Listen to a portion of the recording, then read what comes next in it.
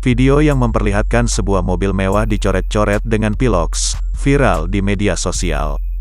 Diduga aksi tersebut akibat dari mobil mewah yang bersangkutan parkir sembarangan. Video tersebut pertama kali diunggah oleh akun TikTok @ahy00_. Dalam video terlihat sebuah mobil berwarna putih terparkir di depan rumah. Mobil putih tersebut tampak penuh dengan coretan berwarna hitam. Di sekitar mobil yang terparkir juga terlihat dua orang perempuan dan seorang pria.